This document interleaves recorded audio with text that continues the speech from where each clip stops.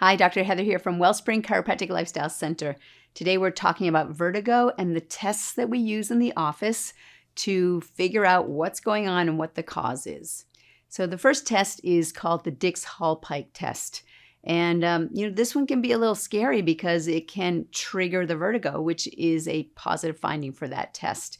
So we simply have the person sitting on a table and they are sitting upright. They turn their head 45 degrees to the side where we expect it to trigger the vertigo.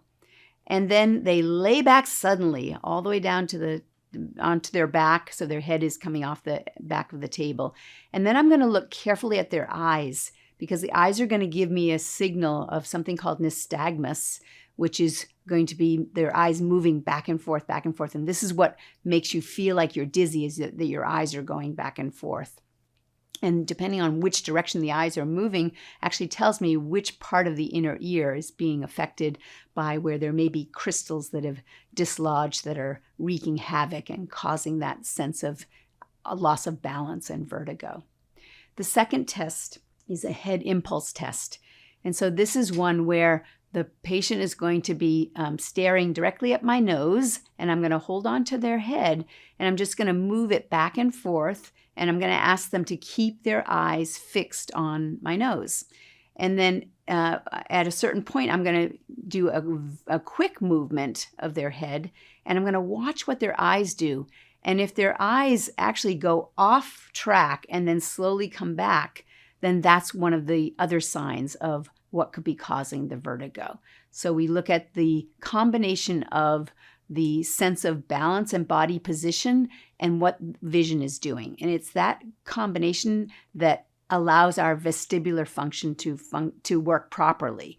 And so if there's a disconnect between the vision and our body's sense of where the body is in space, that's where we get that sense of dizziness and vertigo. The third test is called the Romberg test, and this is where someone is simply standing with their feet together, they close their eyes, and we watch. Can their brain actually track where their body is in space without the visual cues, or do they start to drift or fall off to the side? So that's a great test to be using. And then we have something called the Fukuda test. And that test is similar to Romberg's, where the eyes will be closed, but this time we ask people to march in place. And if you have an accurate sense of where your body is in space without any distortion, then you should be able to march in place and just stay right in place. But people that have vertigo, oftentimes they will start to drift around the room with their eyes closed, not even realizing that they're moving out of place. Another test is called posturography. Posturography is simply using your posture in different ways to determine whether there are some imbalances that occur. So we oftentimes will couple this with the only FDA-approved device that can help to measure balance. And we have people stand with their eyes closed again, and we measure the movement. How still can they be? And then we'll have them have one leg in front of the other in line and see if they start to lose balance that way. And then we'll have them switch legs, so they try it the other side. And we'll be watching which direction they may fall off to each time. Then we'll have them lift one leg and stand on just one leg, again with the eyes closed, and we'll then alternate to the other leg. And by putting this all together, we can identify where the patterns of distortion are in the nervous system, in the vestibular system. And then we use our scanning technology, where we can look at whether there is nerve interference that could be affecting the function of the organs and body tissues that are responsible for helping us keep our balance.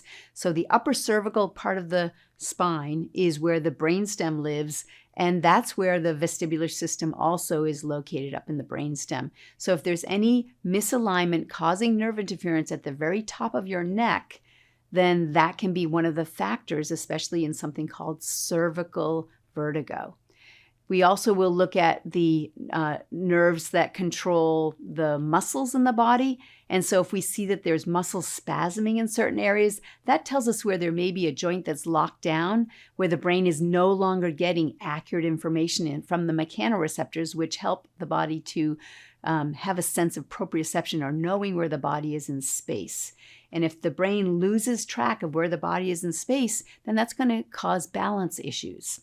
So we do all of these tests so that we can put together exactly what's going on and what is the cause of your vertigo. I hope that you found that this was useful, and I look forward to running these tests with you to see if I can help you as well.